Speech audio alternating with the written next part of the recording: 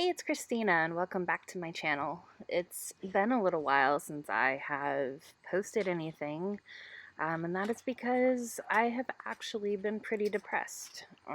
Just kind of having I don't even know what you would call it, an episode or a flare up, and dealing just with some insecurities. And at the end of a particularly rough day, I decided to go put some of those insecurities out into my art journal because that is why I art journal. This is my use it up art journal where I just put down excess paint, stenciling, anything that is left over from another page that maybe I have more of a plan for. And I was drawn to this page because it had words on the background, and there are a few words that really popped out to me, such as journey, love, voyage, life, and they just really spoke to me during this really dark time. And I wanted to incorporate these words into my piece. And then I had just got some brand new Dina Wakley collage papers. These aren't new ones for her. They're just ones that went on sale in my Amazon cart and they had just arrived. So I had a lot of fun tearing those up and putting those down with some gel medium. And then I also have some tissue paper that I have, again, just leftover paint on, that is going down as well. And what is really nice about it is, especially with tissue paper, is that it's not opaque. It is very translucent, so you can still see the background underneath, and being able to see parts of those words underneath was actually pretty important to me. So now I'm getting out my Dina Wakley scribble sticks and I'm just playing around to see how they react with water and how translucent I can get them to go so that I can still see the background a little bit. And I actually really liked what happened up in the corner, so decided to spread that further down into the page and just have fun. And this is the part of the process where I truly just zoned out. I didn't have to think. I could just surrender to the creativity and the play. And was really wanting to put down some bright colors. These are almost neon like when you get them wet, and I really just needed that this day. Like I said, I was in a really dark place and just had a couple, like I just felt like I was crashing and spiraling. So putting some bright colors down and reading those words in the background over and over, really just helped to boost my spirits. And it was one of those fake it until you make it type of situations. Did this solve all my problems? No. But it really helped me process the emotions and practice mindfulness without sitting alone in my thoughts. So if anybody does meditation or mindfulness, um, sometimes being alone with your thoughts, even though with meditation you're not trying to pass judgment, it's really hard not to pass judgment. And by doing something like art journaling, you're being mindful with but you're being creative, so you're not stuck in your head. And I hope that makes sense. And that's one of the reasons why I love art journaling, because you're still getting the benefits of mindfulness without being alone inside your head. So after I just get done telling you about bright colors, you see that I've brought the black back out, and I was just feeling it. And I think the best way to describe it was I was kind of feeling angry and resentful at the bright colors, and really just felt like I wanted this page to reflect my mood more. So I brought in the scribble sticks and some water, and I didn't cover the whole page, which I have done in the past, but just wanted to put like the cracks down in there that I felt like my defenses were down, and the depression was finding its way into the cracks of my defenses and just coming in and taking over. And I think I pretty accurately depicted that, with the black here. So that's what was going through my mind. Now back to those collage papers from Dina Wakley. It just so happened one of the pages I included all of these really positive quotes, and honestly, I think I could have made a whole page with all of these really positive quotes. And they really reflected how I was, not only how I was feeling, but also where I wanted to go. Like, I didn't want to stay in this place. So I'm trying to find the perfect quote to align with my feelings and what I wanted. And so I'm just playing around here to see what I like, what I don't like. And eventually here I'm going to go and I decide I need a focal image. So I go and actually find a face that I really like, again, from Dina Wakley, that allows me to tie it all together. But during this time, I just want to take a moment while I'm figuring this out on camera as to how I'm going to get this quote on the page to talk to you about insecurities. So, insecurities suck, and imposter syndrome sucks, and just feeling like you're not good enough, not worthy, not worth it, that all the effort you're doing doesn't mean a thing, is one of the worst feelings in the world. And for me, it's one of the disordered thought patterns that I have that just, it can just take over. And unfortunately, it did. And at the time, I was really upset that it took over and that this was even happening again. I felt like history was repeating itself.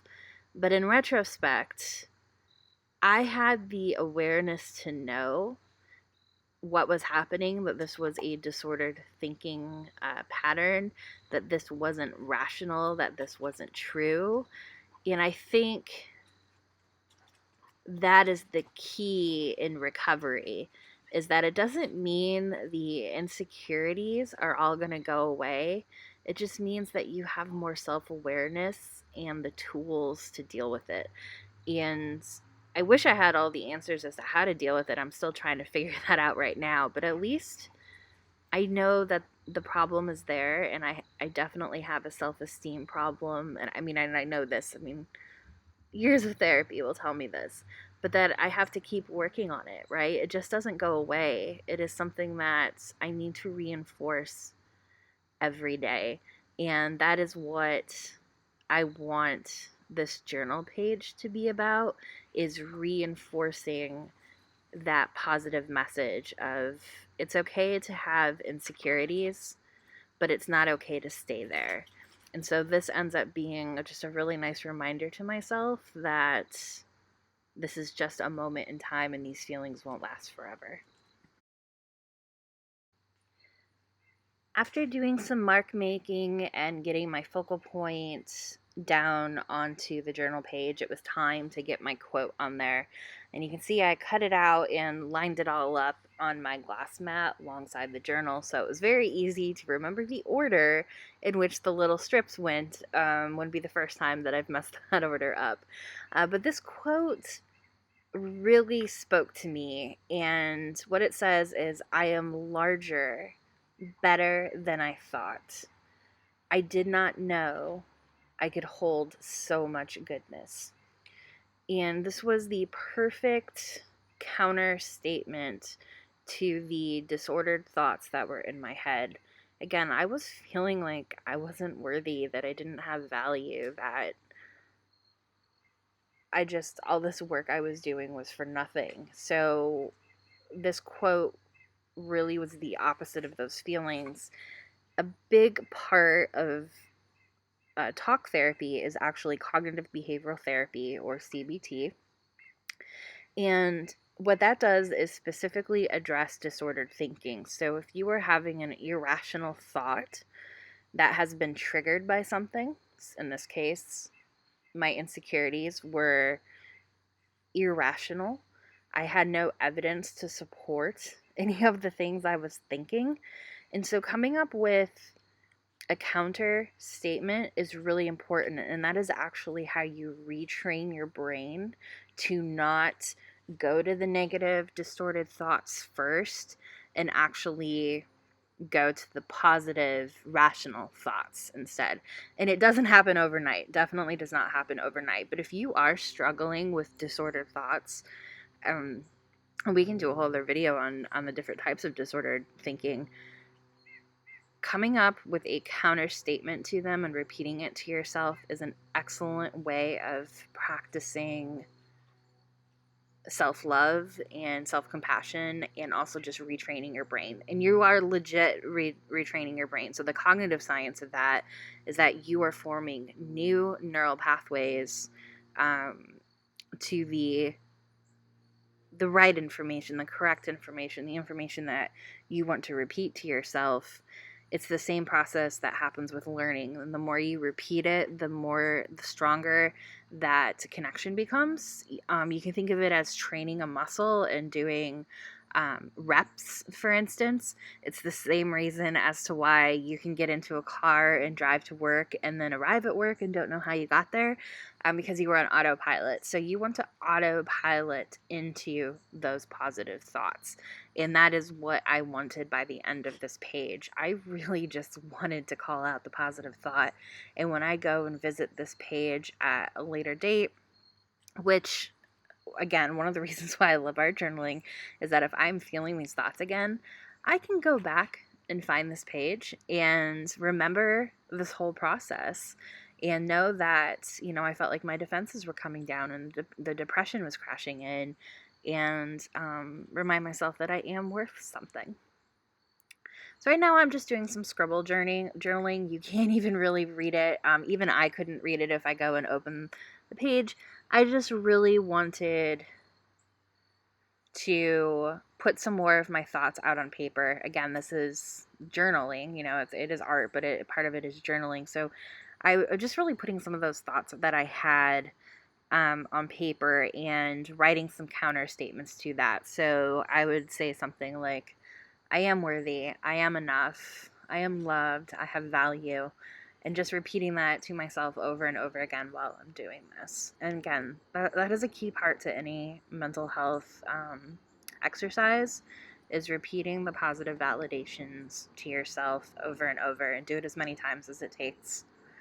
And right now I'm just using a Stabilo All pencil to outline my quote and just make it pop out from the background a little bit more. I love Stabilo All pencils. You can activate them with water if you want to give them kind of a shadowy feel.